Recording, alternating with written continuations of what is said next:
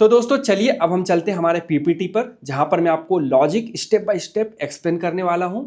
मान लो अभी बज रहे हैं 9:15, मार्केट जस्ट ओपन हुआ है। अब हो गए 9:30, यानी कि 15 मिनट हो चुके मार्केट को।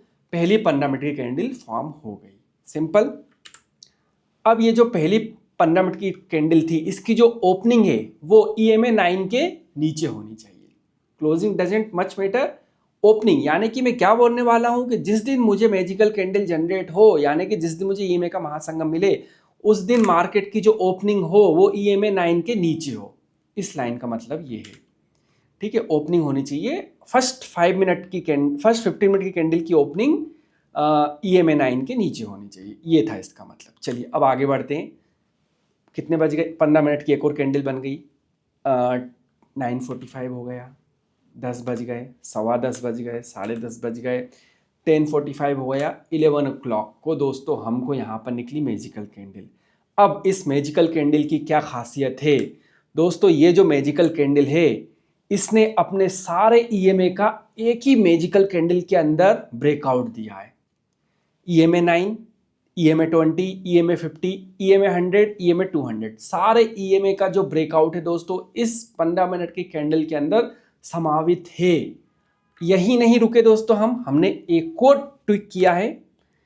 एक और ये है कि ये जो EMAs हैं दोस्तों, ये हो गए, देखना आपने यहाँ सारे EMA रिवर्ट हो गए। रिवर्ट यानी कि दोस्तों यहाँ पर हमको मिला है सारे EMA का गोल्डन क्रॉस। दोस्तों 3 चीजें हमने इस स्ट्रेटजी में इंक्लूड की है। पहली, ओपनिंग 9 EMA के नीचे होनी चाहिए। दूसरी, मैजिकल कैंडल बनेगी उस समय सारे EMA का एक ही मैजिकल कैंडल के अंदर ब्रेकआउट होना चाहिए। तीसरी, जो EMA थे उनका सारे EMA एक दूसरे को इस तरह क्रॉस करना चाहिए। तो तीन दोस्तों यहां पर हमने कंडीशन लगाई है। अब चलते दोस्तों हम हमारे चार्टिंग स्कैनर की तरफ। ये थी थर्ड स्टेप। उसके पहले हम चलेंगे सेकंड स्टेप। तो दोस्तों फर्स्ट स्टेप जो मैं पीपीटी के माध्यम से आपको बताना चाहा था, लॉजिक क्या है, वो कंप्लीट हो चुका है। होप कि आपको पूरा लॉजिक समझ में आ चुका होगा। अब चलते सेकंड स्टेप पे, जहां पर मैं आपको दिखाऊंगा कुछ स्टॉक्स जिनमें ये पैटर्न बन रहा है, उनका क्या परफॉर्मेंस रहा। मैंने दोस्तों अभी सिर्फ EMA प्लॉट किया है, ठीक है। मैंने अभी स्टॉक के जो कैंडल्स हैं 15-15 मिनट वाले यहाँ पर, वो अभी मैंने प्लॉट नहीं किए। अभी दोस्तों हम सिर्फ EMA की बात करेंगे, ठीक है। फिर हम इसको अनहाइड करूंगा तो आपको स्टॉक दिख जाएगा। तो दोस्तों सबसे पहले यहां से चलते हैं EMA 9। कौन से कलर से है? ब्लैक कलर से आपको दिख रहा होगा। EMA 20 रेड कलर से है। EMA 50 ग्रीन कलर से। कलर बहुत इंपॉर्टेंट दोस्तों, ध्यान रखना। EMA 100 पर्पल कलर से है। EMA 200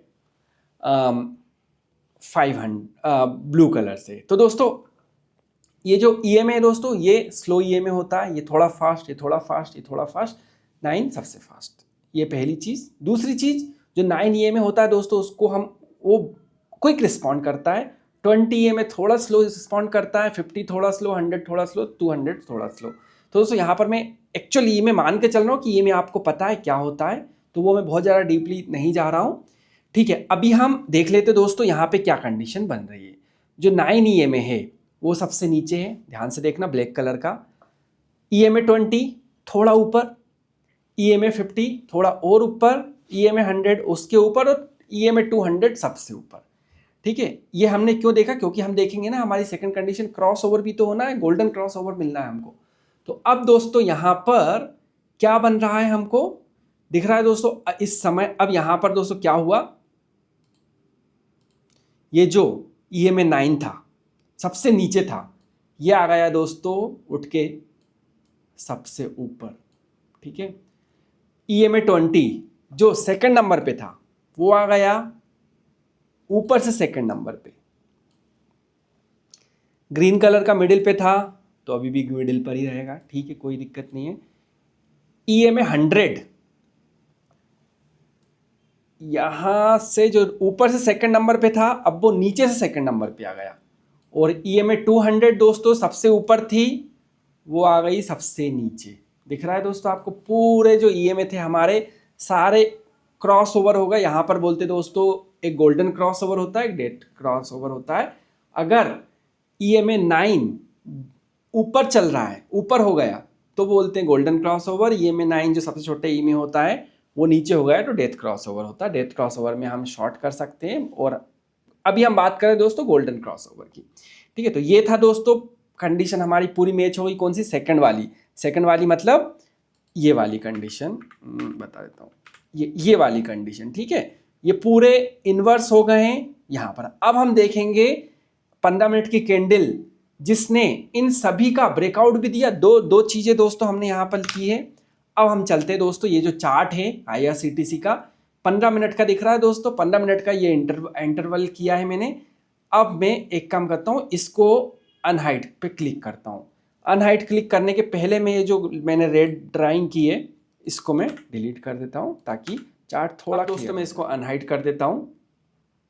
अनहाइड के पहले दोस्तों मैं आपको ये बताना चाहूँगा कि ये जो कैंडल है इसमें दोस्तों मैंने क्या किया है, ये ऐसा काम करता है कि ये EMA 9 को फोकस किया है दोस्तों मैंने इसमें ज़्यादा।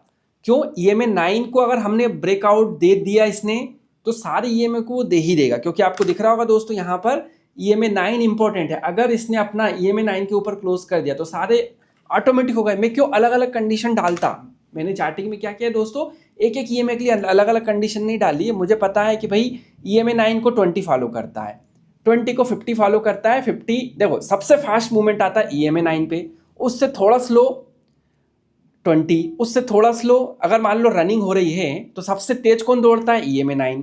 उससे सेकंड नंबर पे जो दौड़ता है वो 20, उससे थर्ड नंबर 50, 100, 200। तो दोस्तों मैं सिर्फ EMA को पकड़ लूँ तो बाकी पीछे वाले जो हैं वो तो ऑटोमेटिक अरेंज हो जाएंगे ऑर्डर में, इसलिए मैंने EMA 9 को पकड़ा है। अगर मैं सबको पकड़ता तो मेरा जो स्ट्रेटजी बहुत कॉम्प्लेक्स हो जाती, लेकिन मुझे पता है कि ऑलरेडी ये रूल सेट है कि भाई EMA 9 सबसे आगे भागता है, सेकंड नंबर पे 20 भागता है, सेकंड पे 50 नहीं भागता, 20 भागता है, थर्ड पे 50। तो इस तरह दोस्तों मुझे ये रूल पता है, तो उस रूल का यूज करके मैंने EMA 9 को पकड़ लिया भाई। EMA 9 भागेगा उसके पीछे 20 अपने आप आ जाएगा। तो यहाँ पर दोस्तों मैंने क्या किया, फोकस किया है कि EMA 9 जो है 5 मिनट की कैंडल EMA 9 का ब्रेकआउट करे, तो ऑटोमेटिक सबका ब्रेकआउट हो गया। तो अब चलते दोस्तों मैं यहाँ पे अनहाइड कर देता हूँ और ये 15 मिनट की कैंडल ओपन है क्योंकि ये मैंने 15 मिनट पे बनाया है। चलिए ये आ गए दोस्तों 15 मिनट की। ये रही दोस्तों 15 मिनट की कैंडल जिसने EMA 9 का ब्रेकआउट दिया है यहाँ पर। उसके बाद दोस्तों आप देख रहे हो सारी कंडीशन यहाँ पर है। अब उसके बाद उसने एक ज़बरदस्त मूवमेंट निकाल कर दिया, बहुत ज़बरदस्त। देख लेते हैं एक बार क्या परसेंटेज है, 2-3-4% का दोस्तों उसने मूवमेंट निकाल कर दिया है, ठीक है। अब दोस्तों हम चलते एक और स्टॉक पे। यहाँ पे मैं थोड़ा और आपको क्लियर समझाना चाहूँगा चीज़ें। तो दोस्तों यहाँ पर आपको दिख रहा होगा, इसको एनलार्ज कर देता हूँ मैं। यहाँ पर भी दोस्तों ये रही वो मैजिकल कैंडल 12:45 पे, ठीक है। 12:45 हो रहा है कि यहाँ पर देख लेते दोस्तों, ये हमारे चार्टिंग ने स्क्रीनर निकाल के दिया 12:45 पे, ठीक है। 12:45 की कैंडल ये है। अब दोस्तों आपको दिख रही सारी कंडीशन, एक तो इसने ब्रेकआउट दिया, बड़ी ये यस ब्रेकआउट दिया। उसके बाद ये जो EMAs थे इनने क्रॉसओवर, गोल्डन क्रॉसओवर किया। गोल्डन क्रॉसओवर किया क्या देख एक बार मैं वेरीफाई कर लेता हूँ। गोल्डन क्रॉसओवर सबसे नीचे ब्लैक लाइन यानी 9, EMA 9 सबसे ऊपर आ गया। यस EMA 9 ब्लैक कलर का ये वाला सबसे ऊपर आ गया। रेड कलर का कौन सा था? EMA 20 रेड कलर का। EMA 20 नीचे से सेकंड नंबर पे था, ऊपर से सेकंड नंबर पे आ गया। यस ऊपर से सेकंड नंबर पे आ गया। उसके बाद ग्रीन कलर का था थर्ड नंबर पे, तो ये थर्ड नंबर पे आ गया। पर्पल कलर यहाँ पर उसने दिया है और ब्लू कलर सबसे नीचे आ गया। तो इस तरह दोस्तों आपको दिख रहा होगा यहाँ पे पूरा उसने गोल्डन क्रॉस भी हमको दिया है। अब उसके बाद दोस्तों मूवमेंट का क्या है, किस तरह हम देखेंगे। अब दोस्तों आपको पता है कि EMA जो होता है थोड़ा मुश्किल हो जाता है कि उसको हम इंट्राडे के लिए कैप्चर कर पाएँ। इंट्राडे के लिए मैंने कोशिश किया है, 15 मिनट के कैंडल पे बनाया। ये सारे EMA 15-15 मिनट वाले हैं, कोशिश किया है दोस्तों। लेकिन अगर इस तरह एक ही बार में रैपिड मूवमेंट के समय ही इसने दे दिया है 2-3% का, तो दोस्तों इंट्राडे में अगर मान लो मैजिकल कैंडल ही 3% 4% भाग गई है तो फिर हम उससे और 1% हमारा जो टारगेट है वो एक्सपेक्ट नहीं कर सकते। तो उस सिचुएशन में दोस्तों हम देखेंगे इसने इंट्राडे नहीं स्विंग ट्रेड में, यानी कि अगर हम इसको 1-2 दिन होल्ड करते तो क्या मूवमेंट निकाला है। यहाँ पर क्लोजिंग हुआ है 6%, 7, 8, 9, 10% के आसपास दोस्तों उसने 2-3 दिन में निकाल। तो दोस्तों अब मैं आपको ये जो टूल है ये पर्टिकुलर में नहीं बोल सकता कि इंट्राडे के लिए है, किस लिए। ये दोस्तों एक अच्छा टूल है, आप इसको अपनी खुद की स्ट्रेटजी बनाने के लिए यूज कर सकते हो, ये आपको हेल्प करता है। लेकिन डायरेक्टली नेकेड इसमें आपको दोस्तों स्ट्रेटजी सिर्फ ईएमए हो गया, उसमें हम क्या करें, हमें ये नहीं क्लियरिटी है कि भाई इंट्राडे पे करना है, स्विंग ट्रेड पे करना है, क्रॉस ओवर हुआ है, अभी क्या करना है। इसको दोस्तों आपको थोड़ा सा नॉलेज होना है, लेकिन इसको आप अपनी किसी भी स्ट्रेटजी में यूज कर सकते हो। एग्जाम्पल आपने मान लो ब्रेकआउट स्ट्रेटजी बनाई है, वहां पर आप ब्रेकआउट के साथ ये सोने पे सुहागा लगा सकते हो। ये इसको नेकेड यूज करेंगे दोस्तों। थोड़ा मैं बता रहा हूँ दोस्तों, ये जो है ना इंडिकेटर, ये लेगिंग इंडिकेटर होता है। मैं आपको थोड़ा सा थ्योरी बता देता हूँ दोस्तों आगे बढ़ने से पहले, ठीक है। वो थ्योरी रहेगी 100 सेकंड की, जिसको नहीं सुनना वो 100 सेकंड फॉरवर्ड कर ले वीडियो। दोस्तों थ्योरी में बहुत ज़्यादा चीज़ें नहीं दोस्तों, ये तो देखो सिंपल मूविंग एवरेज ईएमए में डिफरेंस बता देता हूँ मैं आपको क्विकली। जो सिंपल मूविंग एवरेज दोस्तों वो अपने पिछले, सपोज ईएमए 9 है तो पिछले 9 दिन के प्राइस का 8 करेगा, डिवाइडेड बाई 9 कर देगा, सिंपल।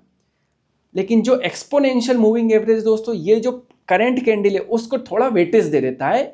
ये फार्मूला इतना डीप नहीं जाऊंगा, डोंट वरी, ठीक है। तो उसको थोड़ा वेटेज देता, तो यहां पर दोस्तों दिख रहा है दोनों लेगिंग इंडिकेटर। देखो ये सिंपल मूविंग एवरेज है, ये एक्सपोनेंशियल मूविंग एवरेज के बारे में दिया है। वेटेज देखो, तो वेटेज जैसा मैंने बोला, सिंपल मूविंग में सारी ईएमए 9 पे पूरे 9 कैंडल का वेटेज बराबर रहेगा, लेकिन एक्सपोनेंशियल मूविंग में जो करंट कैंडल बन रही उसका वेटेज ज़्यादा होगा। यस यार, हमें चाहिए जो करंट कैंडल है उसका वेटेज थोड़ा ज़्यादा हो। अब लेग देखो दोस्तों, लेगिंग तो दोनों है, मैं क्लियर बोलता हूँ यहाँ पर, ठीक है। लेगिंग इंडिकेटर दोनों है, सिंपल मूविंग एवरेज भी है, ईएमए भी है। यानी कि पहले प्राइस मूव दे देता है, उसके बाद ये बनते हैं। लेकिन दोस्तों ईएमए जो होता है उसमें करंट कैंडल को ज़्यादा वेटेज मिला है, तो वो थोड़ा सा ज़्यादा वोलेटाइल होता है, यानी कि थोड़ा फास्ट होता है compare to simple moving average. यानी कि प्राइस के साथ वो थोड़ा जल्दी रिस्पॉन्ड करता है। कौन? एक्सपोनेंशियल मूविंग एवरेज थोड़ा जल्दी रिस्पॉन्स करता है। अब देखो दोस्तों, जल्दी रिस्पॉन्स करता है तो उसकी वजह से एक प्रॉब्लम ये है कि उसमें बहुत ज़्यादा नॉइस होती है, ठीक है। यानी कि यहाँ पर लिखा sensitivity, simple moving average less sensitive है स्पाइक्स को लेकर, लेकिन ये जो स्पाइक्स आते हैं तो जो सिंपल मूविंग है वो स्मूथ रहता है, लेकिन एक्सपोनेंशियल मूविंग वो स्पाइक्स को लेके हाई वोलेटाइल, थोड़ा सा ज़्यादा सेंसिटिव होता है। अब यहाँ पे आ गया इंपॉर्टेंट पॉइंट, ये सिंपल मूविंग दोस्तों लॉन्ग टर्म के लिए कंफर्मेशन देता है, जबकि एक्सपोनेंशियल मूविंग एवरेज को हम शॉर्ट टर्म के लिए यूज कर सकते हैं। क्यों? क्योंकि करंट कैंडल है उसके साथ जल्दी रिस्पॉन्ड करता है। अब दोस्तों एक और चीज देख लो यहाँ पे ध्यान से, ये जो ब्लू कलर है ये सिंपल मूविंग एवरेज है, रेड कलर है ये है एक्सपोनेंशियल मूविंग एवरेज। तो अभी दोस्तों यहाँ पर दिख रहा है, जैसे मान लो प्राइस ऊपर गया तो सिंपल मूविंग ब्लू लाइन देख रहा हो, कोई मूवमेंट नहीं आया बहुत ज्यादा, लेकिन जो रेड लाइन है उसने एकदम से प्राइस को जल्दी से फॉलो किया। देखो भाई, फॉलो तो प्राइस को ही करेंगे ये, बस ये है कि कौन कितना जल्दी फॉलो करता है। इसलिए दोस्तों हमने ईएमए को प्रेफर किया है कि भाई थोड़ा जल्दी प्राइस के साथ हमको ज़्यादा लेग ना हो। तो अब आ जाते हैं वापस हम पॉइंट पे। तो दोस्तों ये था चीज़ें सिनेरियो कि कैसे काम करता है मूविंग। अब चलते दोस्तों हम थर्ड स्टेप हमारे चार्टिंग स्कैनर की तरफ। तो दोस्तों ये है दोस्तों आप लोगों के सामने चार्टिंग स्कैनर्स ओपन। सबसे पहली लाइन बाय लाइन दोस्तों मैं एक्सप्लेन करूंगा यहाँ पर आपको, ठीक है। आप घबराना नहीं है, थोड़ा सा बड़ा है, 5-6 ज़्यादा लाइनें, और बहुत बड़ा बन रहा था दोस्तों ये, कम से कम इसमें बन रही थी 4x4 16 लाइन्स और एक्स्ट्रा आ रही थी। लेकिन जब मैंने देखा कि भाई 9 को ही मैं अगर फॉलो करता हूँ तो ईएमए 20, 50, 100, 200 ऑटोमेटिकली अलाइन हो जाते हैं, तो इसलिए वो सारी कंडीशन मैंने डिलीट कर दी। हाँ अब दोस्तों सबसे पहली कंडीशन ये है कि दोस्तों निफ्टी 500 पे मैं यहाँ पर फिल्टर लगाऊंगा। क्यों? क्योंकि दोस्तों मैंने फ्यूचर वाले में जब किया ना तो मुझे स्टॉक ही आना बंद हो गए। मतलब मुझे स्टॉक को आना चाहिए ना, इतना भी हम ज़्यादा क्वालिटी क्या करेंगे, महीने में एक ही स्टॉक आ रहा है, तो इसलिए मैंने निफ्टी 500 में यहाँ पर रन करूँगा। बाकी आप चेंज कर सकते हो अपने अकॉर्डिंग। हाँ अब दोस्तों दिख रहा है ये सबसे पहली लाइन क्या बोलती है। सबसे पहली लाइन ये बोलती है दोस्तों, जो मैंने पीपीटी में सबसे पहले आपको समझाया था, ये बोलती है सबसे पहली लाइन। क्या समझाया था, दिखा देता हूँ मैं आपको। मैंने ये समझाया था 9:15 बजे मार्केट हुआ, 9:30 बजे पहली 15 मिनट की कैंडल बनी, EMA 9 के ऊपर इसकी ओपनिंग होना चाहिए। ये रहा जो मार्केट की आज की पहली कैंडल है, उसकी ओपनिंग EMA 9 के नीचे होनी चाहिए। ये दोस्तों पहली लाइन बोलती है। पहला कैंडल 15 मिनट का ओपन लेस देन 15 मिनट वाला 15 EMA 9, तो 15 मिनट की पिछली 9 कैंडल का जो एक्सपोनेंशियल मूविंग एवरेज है वो ऊपर होना चाहिए आज के मार्केट की ओपनिंग से। ये रही पहली लाइन। सेकंड लाइन क्या बोलती है? सेकंड लाइन दोस्तों ये बोलती है कि जो मैजिकल कैंडल बने, ये मैजिकल कैंडल यानी करंट कैंडल कितनी बजे भी हो सकती है, ठीक है, करंट कैंडल बने वो अपने सारे EMA का ब्रेकआउट यानी कि उसकी क्लोजिंग है वो EMA 9 के ऊपर हो। और जैसा मैंने बोला EMA 9 के ऊपर होगी तो ऑटोमेटिकली सबसे ऊपर होगी, क्योंकि EMA 9 दौड़ में सबसे आगे है। अगर हमारी कैंडल EMA 9 को पीछे छोड़ देगी तो अदर EMAs को ऑटोमेटिक पीछे छोड़ देगी। इसलिए मैंने कंडीशन में सिर्फ एक ही डाला है EMA 9। तो दूसरी कंडीशन क्या बोल रही है? इसकी क्लोजिंग ग्रेटर देन EMA 9, तो EMA 9 के ऊपर कर दी। इसमें भी दोस्तों मैंने 4 कंडीशन लगाई थी, EMA 9 के ऊपर हो, EMA 20 के हो, 100 के हो, 50 के हो, 200। इतनी ज़्यादा कंडीशन ज़रूरत नहीं थी दोस्तों, क्योंकि हमको पता है 9 नंबर वाले को फर्स्ट आना है रनिंग में। अगर मैं उसको पीछे कर दिया तो सारे ऑटोमेटिक पीछे हो गए, तो मैंने सिर्फ 9 को फोकस किया, मेरा कॉम्प्लेक्सिटी घट गई। अब दोस्तों ये जो 4 लाइन है इसमें मैंने क्या कहा है? इसमें दोस्तों मैंने ये थर्ड कंडीशन को लगाई है कि सारे EMA पलट जाएं, यानी 9 वाला क्रॉस ओवर हो जाए 20 को, 20 वाला क्रॉस ओवर कर जाए 50 को, 50 वाला 100 को, 100 200 200 वाला 9 को। तो ये सारी कंडीशन दोस्तों मैंने लगा दी है यहाँ पर गोल्डन क्रॉस। तो इस तरह दोस्तों हमारा स्कैनर बन के रेडी हुआ। अब मैं रन किया अब दोस्तों यहाँ पर मुझे उसने कुछ स्टॉक्स निकाल कर दिए। ये फिलहाल मैंने 1 वीक में रन किया है, तो मुझे एक स्टॉक निकाला 10 o'clock, क्या है भाई? JM फाइनेंशियल, 10 बजे, 4 अगस्त को 10 बजे। देख लेते क्या हुआ। ये रही वो 10 बजे वाली कैंडल, ठीक है, जिसने जहां यहां पर दोस्तों हमको सारी कंडीशन मैच होती हुई दिख रही है। उसके बाद दोस्तों जैसा मैंने बताया कि इसको हम स्विंग ट्रेड के लिए भी यूज कर सकते हैं। तो दोस्तों अब इसमें हम कल देखेंगे क्या परफॉर्मेंस होती है। आज तो दोस्तों इसने यहाँ पर दिया, इस कैंडल से ब्रेकआउट दिया, और जो ब्रेकआउट देने वाली कैंडल ही दोस्तों मैंने बताया 3% की हो गई है। तो जैसा मैंने आपको बताया दोस्तों कि अगर ब्रेकआउट देते समय ही मार्केट 4% भाग गया है, ये गोल्डन रूल दोस्तों ध्यान रखना, इंट्राडे के लिए इसमें ये एलिजिबल नहीं है। क्यों? क्योंकि जो मैजिकल कैंडल है उसने ही दोस्तों 4-4.5% का पूरा मूवमेंट निकाल लिया। तो इंट्राडे में दोस्तों उसके बाद फिर से हम 1% की और जो है मूवमेंट एक्सपेक्ट नहीं कर सकते। लेकिन हाँ, कल हम इसमें देखेंगे क्या बनता है मार्केट। अब दोस्तों उसके पहले एक और देखेंगे, 9:30 बजे बना IRCTC, 9:30 पे आया। इसमें देख लेते 9:30 पे के बाद क्या मूवमेंट आया था। ये रहा, तो ये रही दोस्तों 9:30 वाली 15 मिनट की मैजिकल कैंडल, ठीक है, ये रही, ये 9:30 की।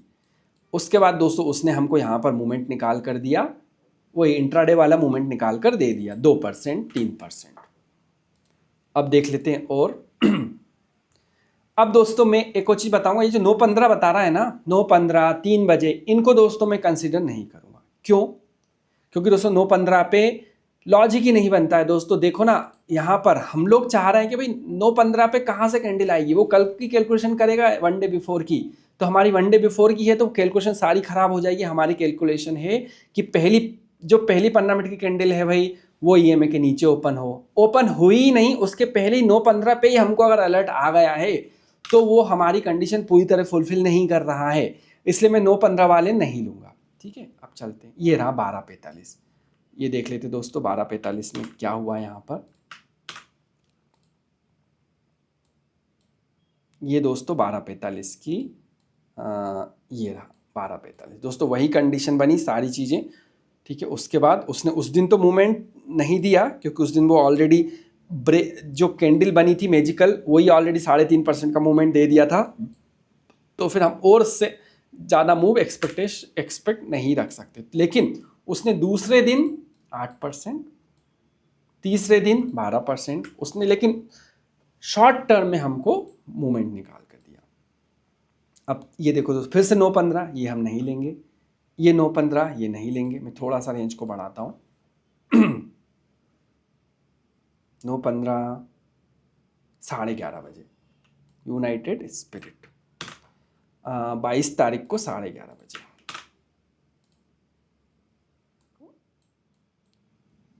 ये वाली दोस्तों 11:15 को बनी है और ये 11:30 बता रहा है, ठीक है। इसने दोस्तों 11:30 पता है क्यों बताया? अब दोस्तों क्वेश्चन आएगा कि भाई इसने 11:15 क्यों नहीं बताया, 11:30 क्यों बताया? मैं आपको एक्सप्लेन करने की कोशिश करता हूँ। उसके लिए दोस्तों मैं यहाँ पर ये जो चार्ट है इसको हाइड कर देता हूँ। अब यहाँ पर दिख रहा है दोस्तों, हमने क्या बोला था कि भाई सारे क्रॉसओवर होना चाहिए, तो ये सारे क्रॉसओवर यहाँ कहीं हुए। और उसके पहले दोस्तों, क्रॉसओवर के पहले वो अलर्ट नहीं दे पाएगा, क्योंकि हमने कंडीशन डाली कि क्रॉसओवर भी होना है, सारी कंडीशन मैच होना है।